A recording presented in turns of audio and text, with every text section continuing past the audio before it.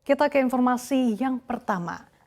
Sinyal kenaikan harga BBM Pertalite semakin kuat. Jika sebelumnya muncul dari Menteri Investasi atau Kepala BKPM Bahlil Lahadalia, kini sinyal tersebut disampaikan oleh Ketua Badan Anggaran Said Abdullah. Said menilai tidak akan ada penambahan subsidi. Oleh karena itu, pilihan yang bisa ditempuh pemerintah adalah menaikkan harga energi yang disubsidi dengan mempertimbangkan dampak inflasi dan daya beli rumah tangga miskin. Bahkan kenaikan tidak hanya akan terjadi pada jenis Pertalite.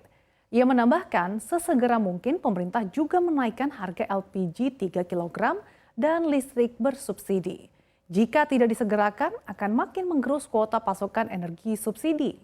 Apalagi terjadi gap harga yang jauh antara Pertalite dengan Pertamax.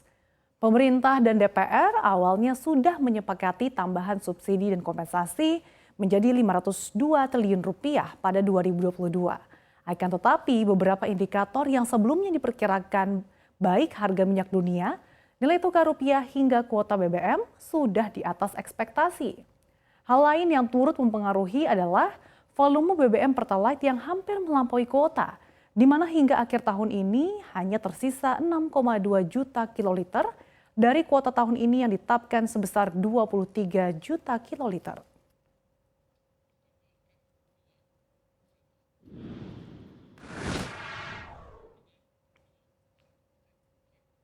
Kita beralih ke informasi berikutnya. Ya, di tengah hari kemerdekaan Korea Utara, Presiden Rusia Vladimir Putin mengirimkan sebuah surat ke pemimpin Korea Utara Kim Jong-un. Putin menegaskan bahwa kedua negara ke depannya akan memiliki hubungan yang lebih erat.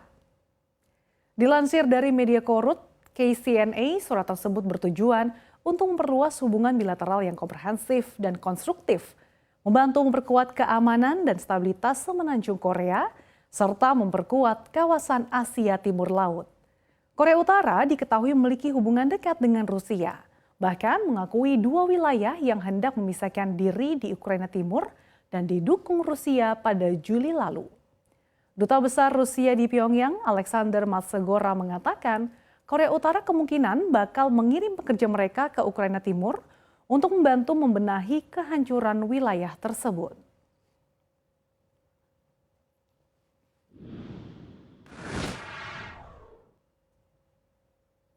Kita geser ke informasi berikutnya.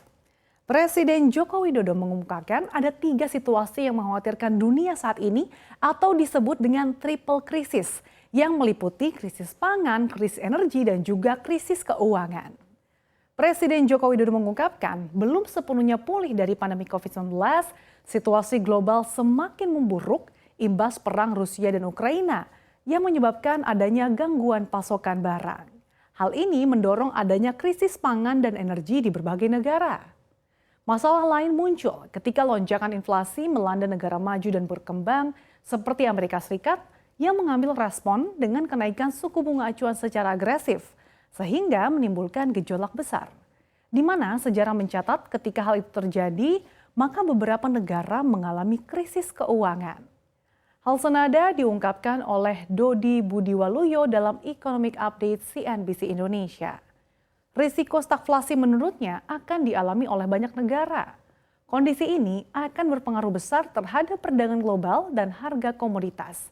Diketahui dua hal tersebut adalah mesin pendorong ekonomi dalam negeri dalam beberapa waktu terakhir selain peningkatan konsumsi rumah tangga.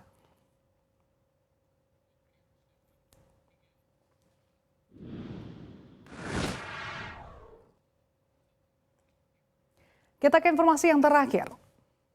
Surya Darmadi yang berstatus sebagai tersangka kasus dugaan korupsi lahan sawit PT Duta Palma dengan kerugian negara hingga 78 triliun rupiah datang ke Kejaksaan Agung pada hari ini untuk mengikuti proses hukum.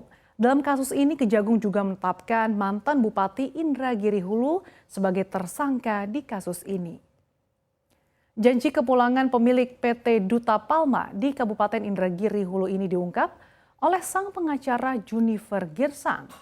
Surya Darmadi disebut akan kooperatif mengikuti proses hukum yang ada. Surya Darmadi tiba di Jakarta pada siang hari pada pukul 13.30 waktu Indonesia Barat. Sementara Kapus Penkum Kejagung, Ketut Sumedana mengatakan kasus ini bermula pada tahun 2003.